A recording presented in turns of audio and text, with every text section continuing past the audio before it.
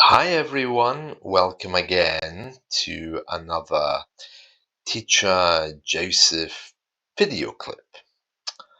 And the same as yesterday, we're going to go through some of the phrases in my weekly lesson. So, we're doing competitive sport this week.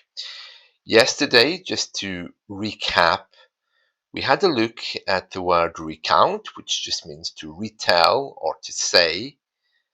Or even to remember in your own mind. We did the word or the phrase who had a penchant, that just means who had a liking for. These were teachers who liked to watch kids. Skimpy school uniform, this is all about clothes which are too small for us. We can talk about it with regards to something which doesn't fit us well, something where there's not enough material, and we sometimes use the word morally to talk about women wearing skimpy clothes when they should be wearing more. We spoke about punching the living daylights out of someone as well yesterday, which just means when you exert your strength over someone or something. Clandestine, we spoke about that one, which simply means something unauthorized or hidden. Nerds, that's how we refer to people who study too much. So you can see those words in yesterday's video clip if you want to know more about them. Today, we're going to move on. I was saying here that I could do the Rubik's Cube in minutes back in the 1970s. It wasn't exactly a crowning moment. Well, of course, you're probably able to work out what this means. A crowning moment is when you put a crown on someone's head to make them special or to take them to the next level. So doing the Rubik's Cube wasn't exactly a crowning moment. It means it wasn't exactly the highlight of my school days and career. So I admit it wasn't exactly a crowning moment in the world of sports, but it did earn me a reputation. And then we have here albeit. Albeit, that simply means although. Okay, so I'll just highlight that, although not a positive one. Okay. If we move on here, there's some more words. Yeah, this is a really good comparative. We were fish out of water. It means that we were doing something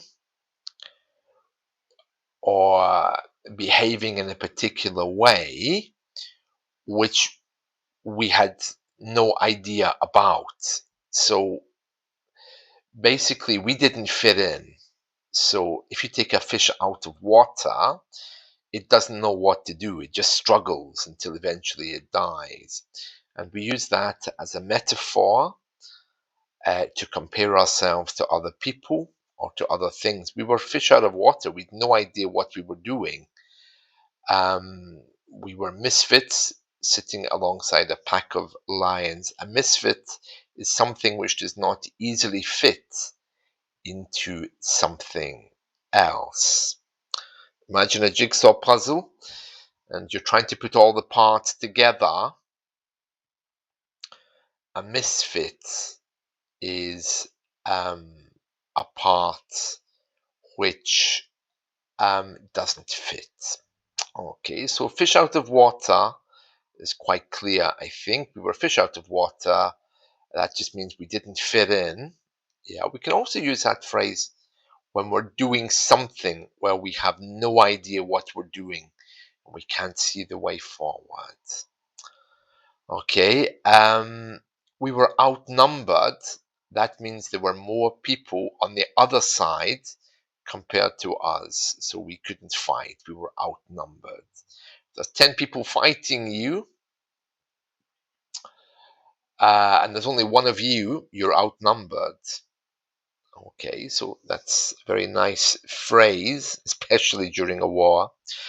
Um, and this is a word from last week, a standard which encompasses all people. So it covers all people, it's for everyone. And there we are, those are today's words. So just to recap, a crowning moment. It wasn't my crowning moment, the best moment of my career. Um, Albeit just means although. Fish out of water simply means I was doing something I'm unaccustomed to, or I didn't know how to act. Misfits, people who don't fit in, literally meaning, like a bit of a jigsaw puzzle or a puzzle which is the wrong shape to fit into a particular hole. To be outnumbered is when there are more people on the other side than you on the other team, making it impossible for you to win, as well as encompasses, which is all about um, covering all people. And there we are. That's it from me. So I hope you've enjoyed this. And we'll come back and look more at this lesson.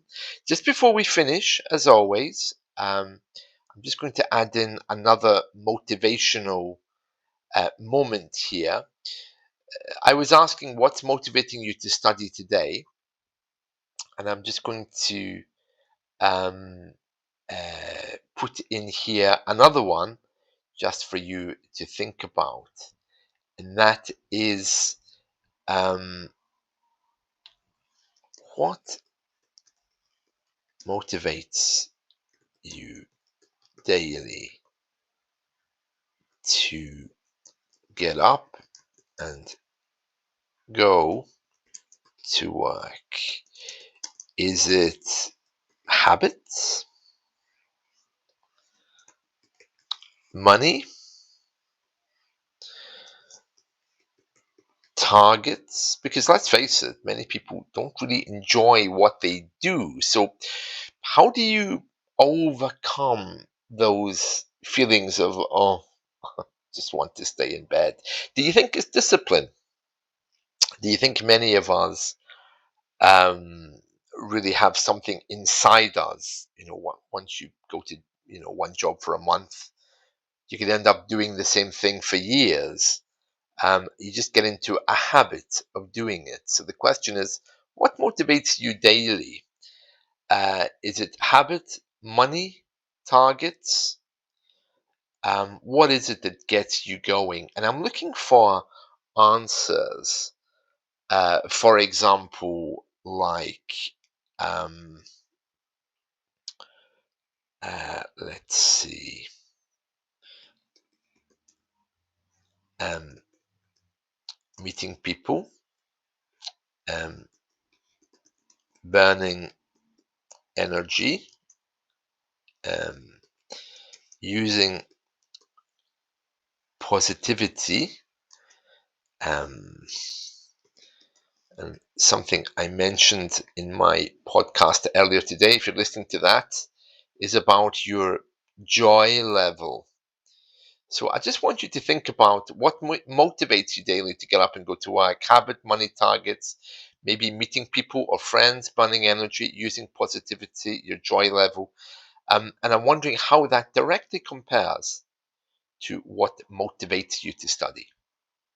Okay, something for you to think about there. I just want you to consider that. So don't think about the material things. Think about actually what gives you energy, what fuels you to get up and do the stuff that you do every day. Maybe it's your own just joy level, but I want to know how that relates to your motivational levels. Right, that's it from me. See you all soon. Bye.